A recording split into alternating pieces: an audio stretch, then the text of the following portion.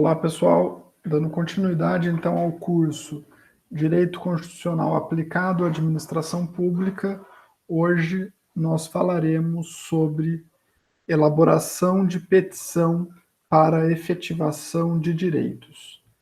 Ao fim da última aula, eu já adiantei que entre os direitos fundamentais inscritos no artigo 5º da Constituição Federal de 88, estão alguns remédios constitucionais.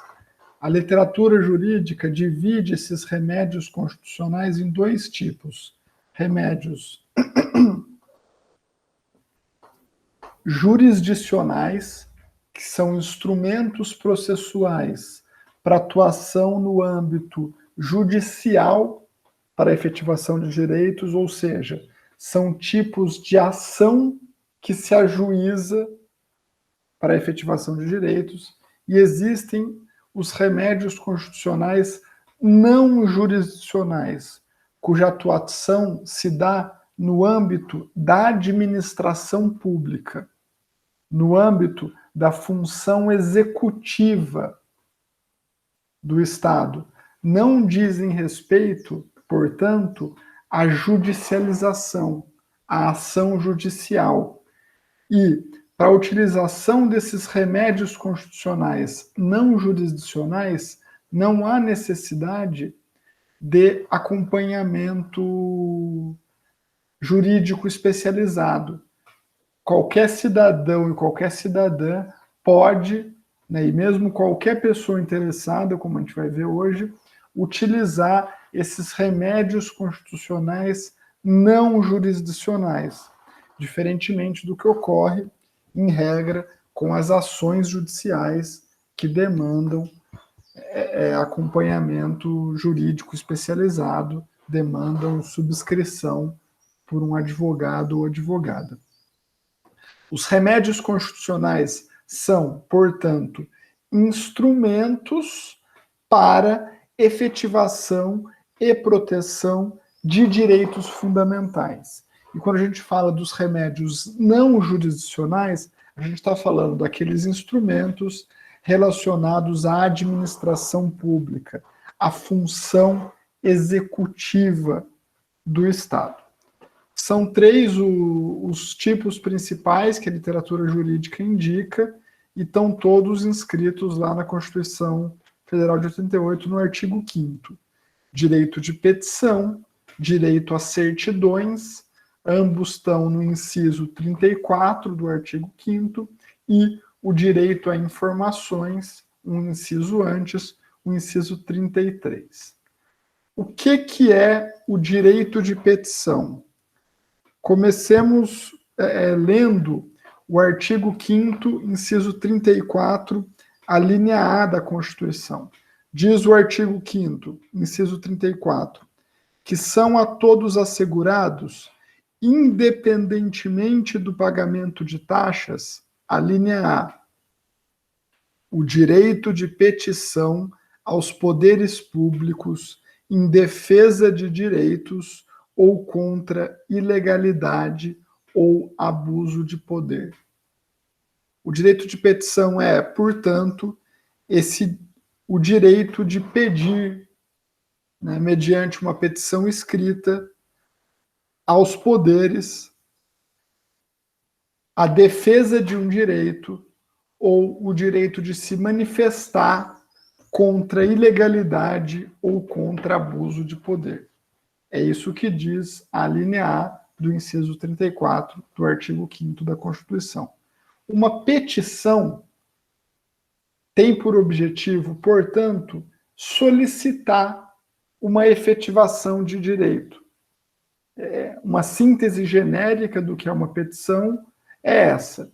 É um pedido que se direciona a um poder público para que um determinado direito seja protegido, ou para que uma determinada situação de abuso de direito seja contida.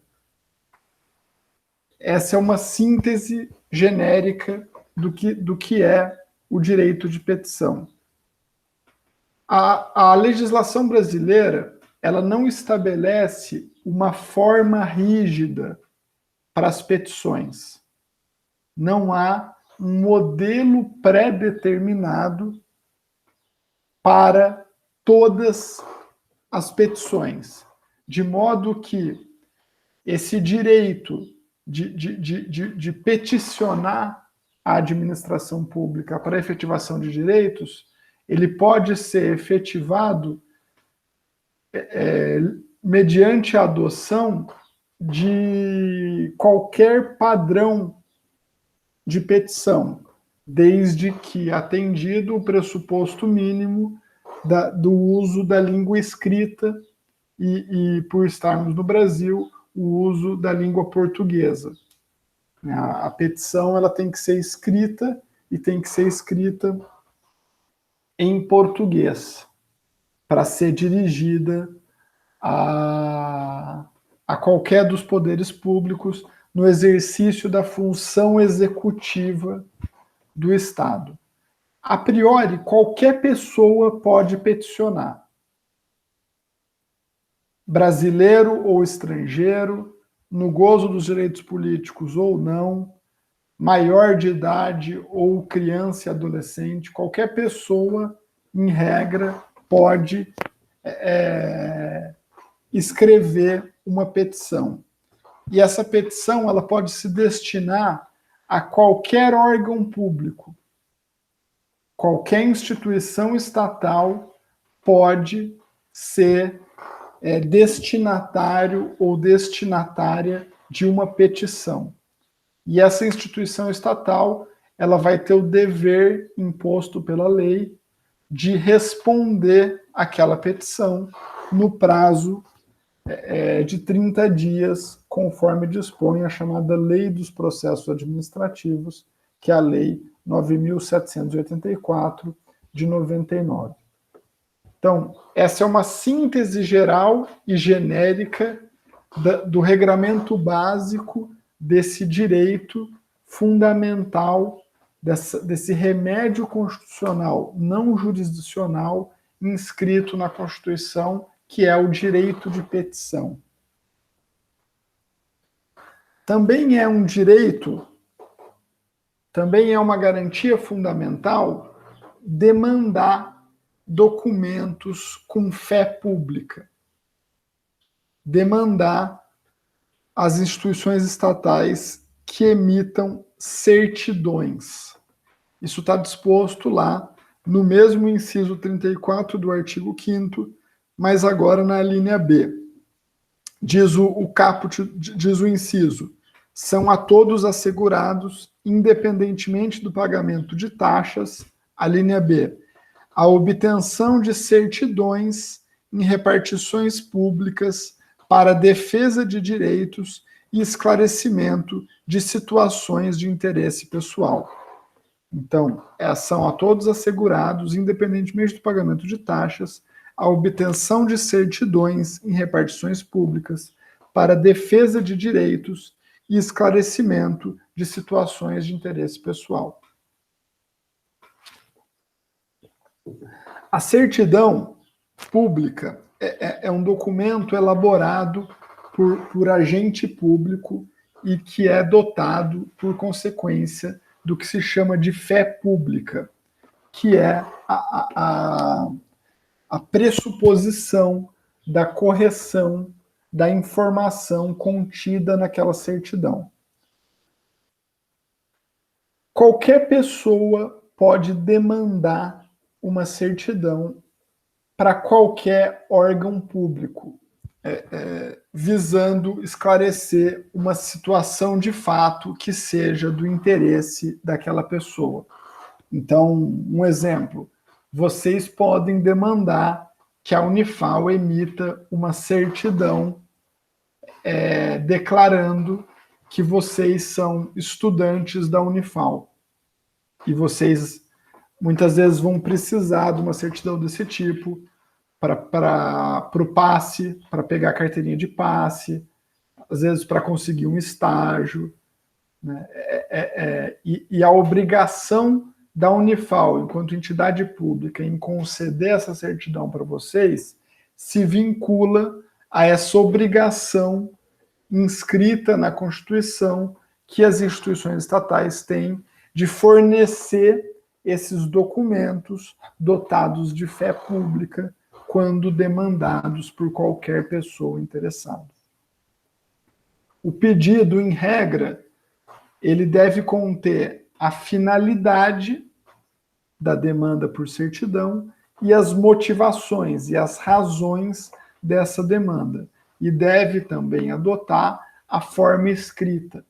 É o que dispõe a Lei 9.051, de 95, no artigo 2º. Essa é uma lei criada especificamente para regulamentar esse direito às certidões. E a mesma lei, no mesmo artigo 2º, estabelece o prazo de 15 dias para a emissão dessas certidões.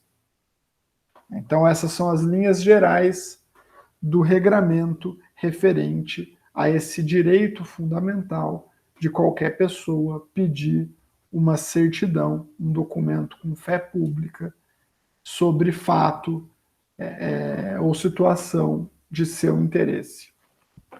Por fim, a literatura também faz referência ao chamado direito à informação, ou direito a informações, contido no inciso 33 do artigo 5º.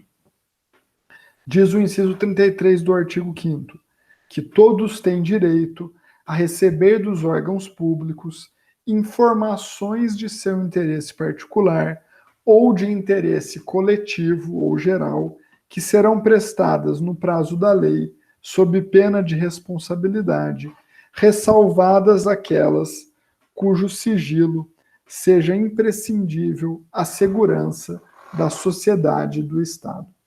Então, a gente viu lá na aula sobre administração pública que a publicidade é um dos princípios constitucionais expressos que norteiam a ação da administração pública, de modo que a transparência é a regra e o sigilo é a exceção. Se vincula a esse princípio que orienta e estrutura a administração pública brasileira, que é o princípio da publicidade, a demanda para que qualquer pessoa interessada possa pedir e ter acesso a qualquer informação de seu interesse pessoal, do interesse pessoal da pessoa interessada, ou de interesse público. Essa é a regra. A exceção é o sigilo.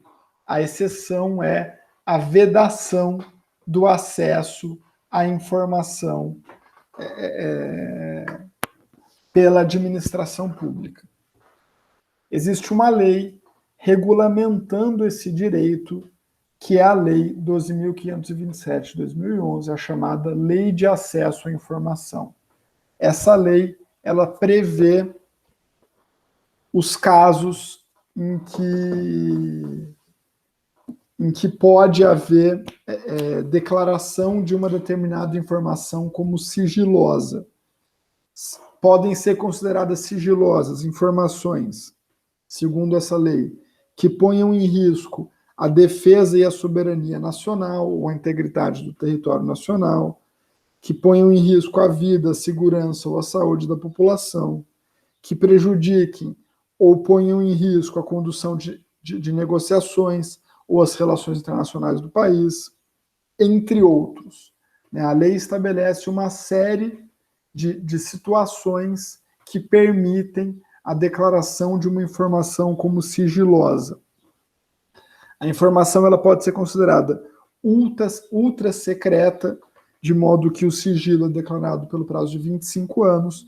Ela pode ser considerada secreta, de modo que o sigilo é declarado por 15 anos, ou ela pode ser considerada reservada, de modo que o sigilo é declarado por 5 anos. Esses são os casos excepcionais.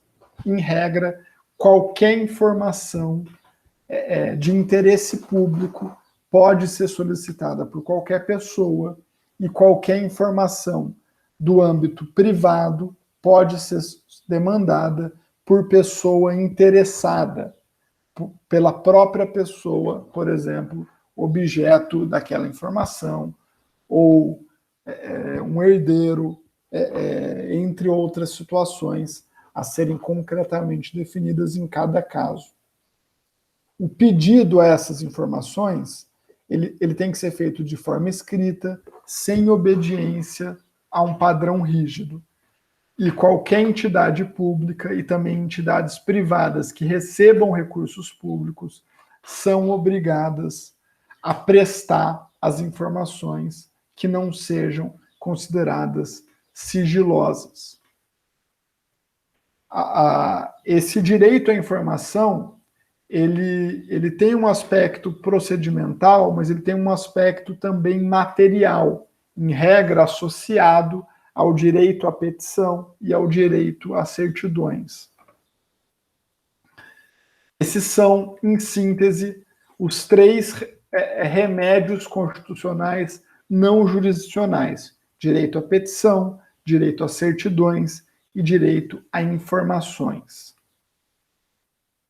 Aqui agora na projeção para vocês, um exemplo de uma petição, mas essa é uma petição judicial que eu fiz num processo que eu atuei, é uma contestação, né? Eu apaguei aí o nome das pessoas envolvidas, mas é um processo em que eu atuei quando eu estava liberado para advogar, e está aí a primeira página da petição, para vocês terem uma noção geral de como é uma petição, e eu vou voltar a falar dela daqui a pouco.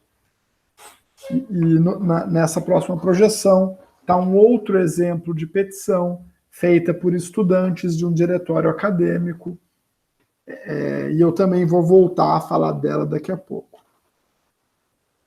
Eu pensei essa aula e esse exercício com o objetivo de capacitá-los e capacitá-las para o exercício da defesa de direitos fundamentais.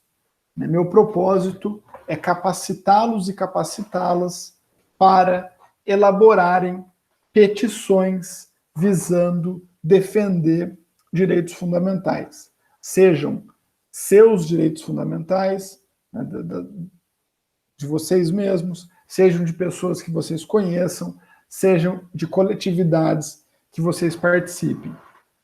E a gente vai trabalhar no âmbito desses remédios constitucionais não jurisdicionais, porque para acessar a jurisdição, para acessar o poder judiciário, se demanda, em regra, assessoria técnica especializada de um advogado ou advogada. Vocês não estão fazendo curso de direito.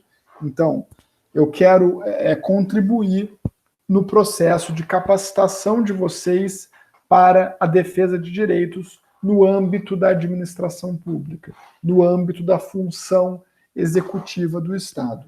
E para isso, conseguir elaborar uma boa petição é fundamental. Conseguir elaborar um texto claro, visando demandar a efetivação de um direito, é fundamental. Embora a legislação não preveja forma rígida para as petições como regra, então não há uma forma pré-determinada que vocês tenham obrigatoriamente que adotar para uma petição, existem alguns elementos que são tipicamente incluídos numa petição. E conhecer minimamente esses elementos é importante, na minha visão, para vocês construírem uma boa petição e para vocês poderem atuar como cidadãos e cidadãs na defesa dos seus direitos. Então eu vou expor aqui brevemente o que eu considero como os elementos básicos de uma petição. E na atividade, que eu vou falar mais sobre ela no fim da aula, eu pedirei para vocês elaborarem uma petição que contenha esses elementos. Que elementos são esses? Um primeiro elemento é o endereçamento. A petição, ela é um pedido, né? Ela é uma demanda pela efetivação de um direito. E como pedido, ela se endereça a alguém.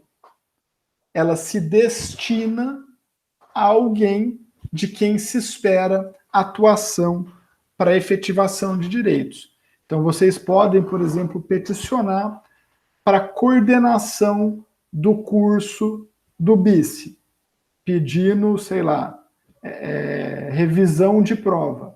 Vocês podem peticionar para um professor do curso, pedindo que ele cumpra as regras do ensino remoto emergencial.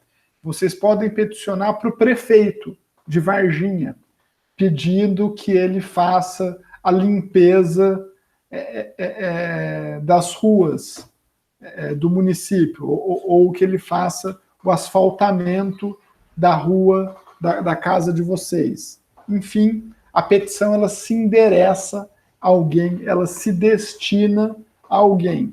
Por exemplo, essa petição aqui, elaborada por um diretório estudantil, ela se destina, ela se endereça ao reitor. Essa petição judicial que eu elaborei se destinou ao juiz da terceira vara civil da comarca de Jacareí. Então, o endereçamento é um elemento típico de uma petição, porque a petição se destina a alguém. E expor a quem se destina é fundamental para o bom andamento da petição. A petição ela também deve conter a qualificação da pessoa que peticiona. A pessoa que está demandando a efetivação de direitos, ela tem que, em regra, se apresentar. Ela tem que, em regra, expor elementos mínimos que permitam à administração pública identificá-la e que permitam à administração pública direcionar aquela resposta à petição. Então, se vocês forem demandar, por exemplo, uma certidão da Unifal e forem fazer isso mediante uma petição, vocês precisam se identificar, porque a Unifal vai precisar responder para vocês aquele pedido. Nesse caso, por exemplo, dessa petição aqui, é o diretório estudantil que está peticionando, então o diretório ele se apresenta. No caso aqui, era uma petição judicial, já havia qualificação da pessoa nos autos, então eu escrevi aqui, qualificada nos autos. Um outro elemento essencial de uma petição é a descrição dos fatos. Todo pedido, toda demanda, ela estará relacionada com uma situação de fato. Vocês irão peticionar para efetivar um direito que vocês consideram violados em relação a uma determinada situação da vida social. Por exemplo, vocês vão questionar a decisão do professor de cobrar presença nas aulas síncronas. E aí, para fazer isso, vocês vão ter que expor essa situação. Vocês vão ter que expor que o professor está cobrando presença nas aulas síncronas. Vocês vão pedir para o prefeito a limpeza de uma praça. Para fazer esse pedido, para o pedido ficar convincente, vocês vão ter que expor que a praça está suja, que há lixo acumulado da praça. E, em regra, junto com a descrição dos fatos, deve vir, numa boa petição, comprovação daquele fato. Ou, por exemplo, no caso de petições judiciais, indicação de meios de prova que serão utilizados para comprovar uma determinada alegação. Então, se vocês vão vão peticionar, questionando a decisão do professor de cobrar presença no ensino remoto emergencial, nas aulas síncronas, apresentem, junto à sua petição, um documento que prova que ele está fazendo isso. Por exemplo, um e-mail que ele mandou para a turma dizendo que vai fazer isso. Aí vocês peticionam afirmando que isso aconteceu e comprovando que isso aconteceu. Ou, sei lá, se o atendimento no posto de saúde do seu bairro, da UPA, está se dando de modo precário. Você pode juntar elementos de prova de que isso está acontecendo e peticionar, acompanhando a petição, esses elementos de prova. Então, por exemplo, em regra, nas petições judiciais, é comum que haja um item chamado dos fatos. Há sempre um item cujo nome do item é dos fatos. E aqui, e nesse item há, é claro, a descrição da situação fática relativa ao problema. No caso dessa petição, também houve aqui uma breve descrição dos fatos que motivam a petição. Então, são reclamações sobre a restrição de circulação de algumas linhas de ônibus no interior do campus. Então, é fundamental numa petição uma descrição dos fatos que motivam aquele peticionamento. Também é muito comum nas petições uma descrição das regras jurídicas aplicáveis àquele caso. No caso das petições judiciais, há um item, em regra, chamado do direito. E nesse item é feito a descrição das normas jurídicas relativas àquela demanda que se inicia através daquela petição. Também compõe uma boa petição uma descrição clara do pedido. Até, num certo sentido, a parte mais importante da petição, ou, pelo menos, uma parte fundamental da petição, a elaboração de um pedido claro. Por exemplo, essa petição aqui do Diretório Estudantil enumerou 3 pedidos: solicitar uma reunião, pedir explicações e o retorno imediato das linhas de ônibus. Também compõe os elementos básicos de uma petição data e assinatura. Data e assinatura, porque tem que ser um documento datado até para permitir a cobrança de resposta nos prazos legais. O texto que vocês leram para essa aula, ele se relaciona, ou melhor dizendo, ele é sobre a regulamentação jurídica da produção de prova, segundo o Código de Processo Civil.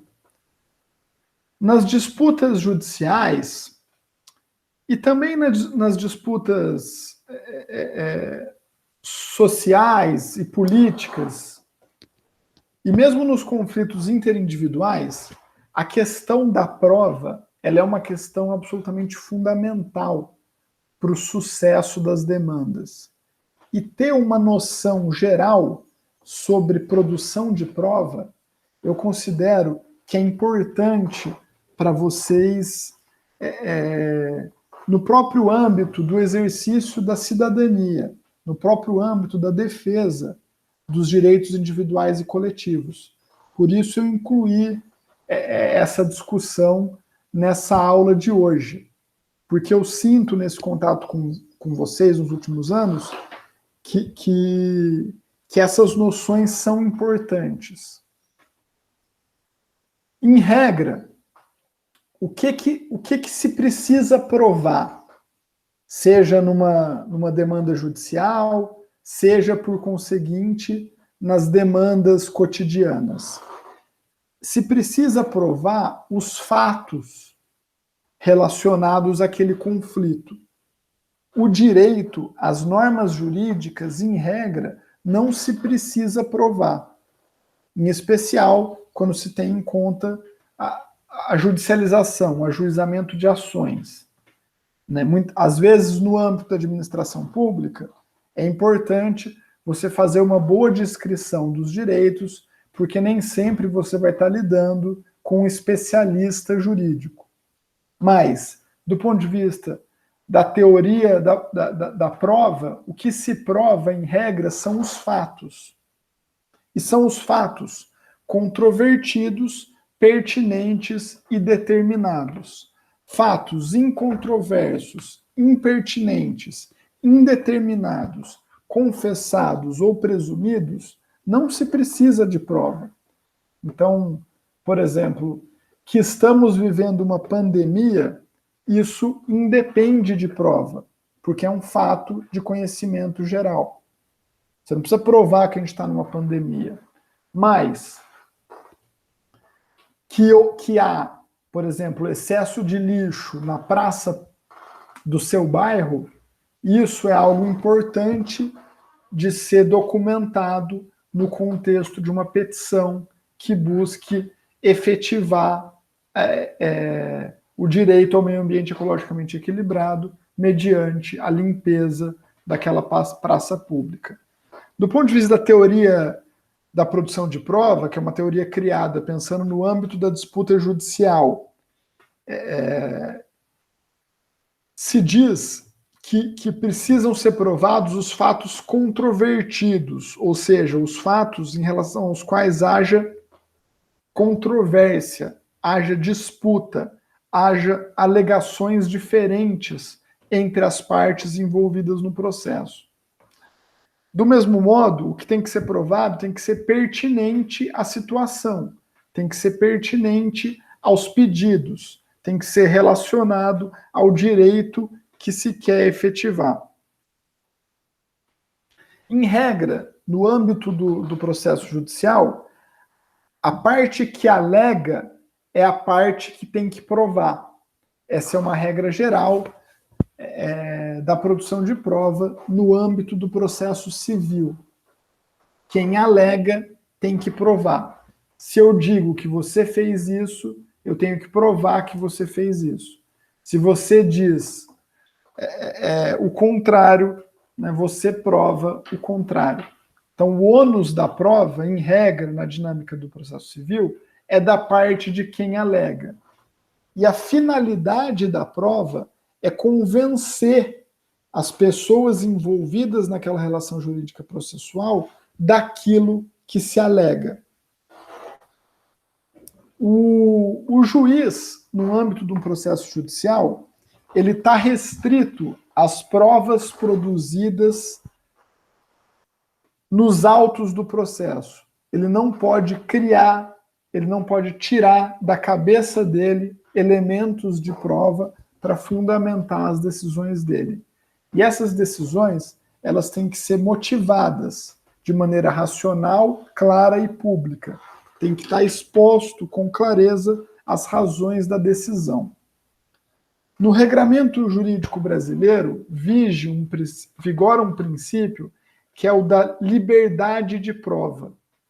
Em regra, se pode provar algo de qualquer modo.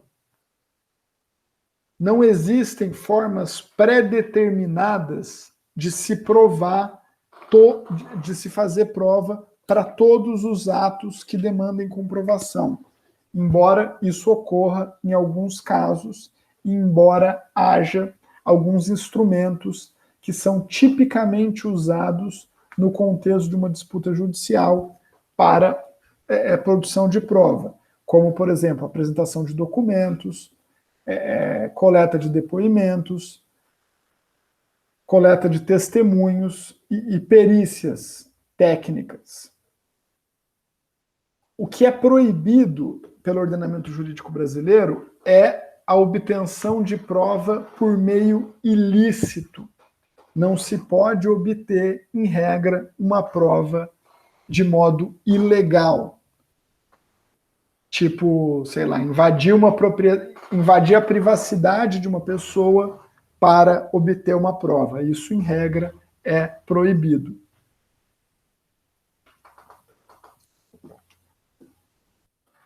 Essas noções gerais sobre produção de prova, eu considero importantes para vocês, porque elas podem ajudar vocês a orientar o cotidiano de vocês nas disputas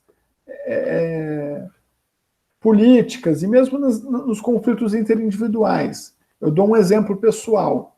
Eu tive um problema num produto que eu comprei, um eletrodoméstico. Eu preciso apresentar, para pedir a troca do produto, provas de que o produto está com problema. Eu preciso juntar fotos, eu preciso, eventualmente, né, caso seja um problema de difícil detecção, eu preciso que um técnico afirme que o problema existe, documente que esse problema existe, e aí, munido desses elementos, eu vou conseguir, seja junto à própria empresa, seja eventualmente com a mediação do PROCON, ou até em juízo, a correção dessa irregularidade ou a troca do produto. Entender que as coisas precisam ser provadas é importante para vocês organizarem o próprio planejamento de vocês para efetivar direitos.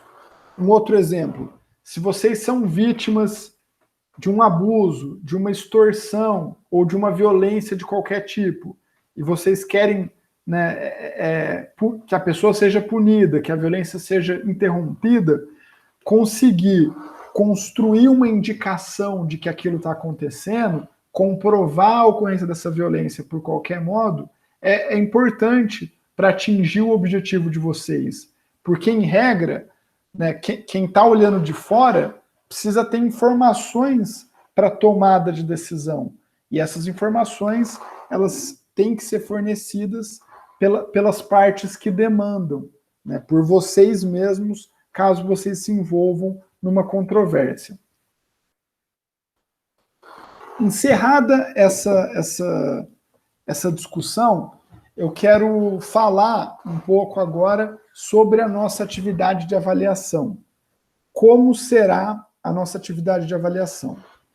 Eu vou pedir para todos e todas vocês que elaborem uma petição visando efetivar algum direito fundamental, seja algum direito que a gente estudou diretamente, seja nesse curso, seja algum outro direito fundamental. Vocês vão poder escolher livremente a situação de fato que motiva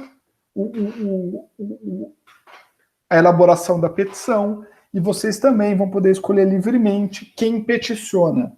Se são vocês mesmos, se é uma pessoa que vocês inventarem. A escolha é livre da situação de fato e da pessoa. Vocês podem criar uma situação de fato também. Mas, nessa petição, uma vez criada livremente a situação de fato, ou vinculada a uma situação de fato que vocês conheçam, ou que vocês queiram trabalhar, a descrição dos demais itens da petição, ela vai ser avaliada conforme a sua vinculação com a solução efetiva do problema. Então, para quem se direciona a petição, isso tem que estar relacionado com aquilo que vocês querem pedir. Uma descrição básica das normas jurídicas aplicáveis também vai ser exigido nessa petição que vocês elaborarem. E essa descrição vai ter que estar relacionada com a situação de fato que origina o pedido. Que itens tem que conter essa petição de vocês? Ela tem que conter necessariamente todos esses itens. Ela vai ter que ser endereçada para alguém, para alguma instituição, para algum chefe de repartição pública. A pessoa que peticiona vai ter que estar identificada. Vai ter que ter um item chamado dos fatos, em que vocês vão escrever um ou mais parágrafos descrevendo os fatos. Ao descrever os fatos, vocês vão ter que indicar evidências daqueles fatos. Por exemplo, se vocês quiserem pedir a limpeza da praça da cidade, vocês vão ter que dizer lá que vocês estão anexando fotos da praça suja. Não vai precisar ter as fotos efetivamente, mas vai ter que ter, vamos dizer assim, a indicação de que vocês estão fazendo isso, de que vocês estão atentos a isso. Vai ter que ter um item chamado do direito, em que vocês irão descrever as normas jurídicas que embasam aquele pedido de vocês, seja com referência à Constituição, seja com referência à legislação infraconstitucional. Vai ter que ter a descrição do pedido com clareza daquilo que vocês querem. Vai ter que ter data e assinatura. Então, todos esses elementos vão ter que estar contidos na petição que vocês fizerem. Eu estou dando para vocês um prazo bastante alongado para essa tarefa. Vocês vão ter até dia 20 de setembro, vão ter, então, praticamente 3 semanas para elaborarem essa petição, e ela vai valer 5 pontos.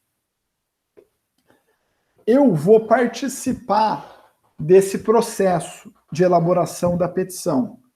Na semana que vem, a aula da semana que vem, ela vai ser voltada para a gente conversar sobre esse tema. Eu vou querer que vocês tragam na semana que vem as ideias de vocês.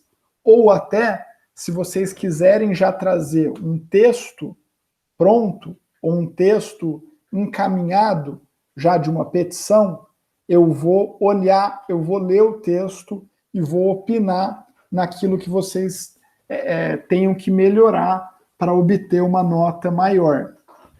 Eu vou fazer isso dividindo vocês em 3 grupos. Com um grupo, eu vou falar às 8 horas na semana que vem, com outro grupo às 8h30 e com o terceiro grupo às 9 horas. As petições serão individuais. Cada pessoa vai fazer a sua petição. Só essa conversa sobre a petição que vai ser em blocos, que vai ser em grupos, para permitir uma conversa mais franca e uma conversa mais individualizada sobre a petição de cada pessoa. Às 8 horas, poderão conversar comigo, se quiserem, Aline, Breno, Fagner, Gabriel Mendes e Gabriel Rodrigo. Às 8h30, Giane, Graziele, Igor, Jane e Lucas. E às 9 horas, Luiz Felipe, Maria Alice, Maria Júlia, Paulo Henrique, Pedro Cardoso, Rebeca e Rosa. Então, esses são os horários de cada um desses grupos, de cada um desses blocos, para a gente fazer essa troca, essa conversa sobre a petição de vocês. Isso vai ser feito aqui pelo Google Meet mesmo. Eu vou estar disponível das 8 às 9h30 para essas conversas em que vocês vão poder tirar dúvidas sobre o trabalho, apresentar o que vocês fizerem até lá, apresentar a ideia de vocês, e eu vou ajudá-los todos e todas a fazerem essa tarefa, a fazerem essa atividade de avaliação. Porque as avaliações, elas não têm necessariamente que verificar se vocês sabem ou não algo. A avaliação, ela compõe o processo pedagógico. E é isso que eu quero fazer nessa atividade com vocês.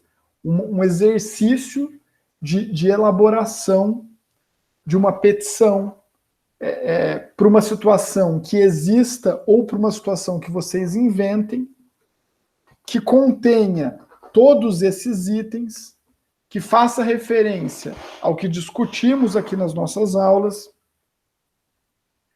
e nas quais eu serei partícipe, juntamente com vocês, desse processo de elaboração. Tranquilo?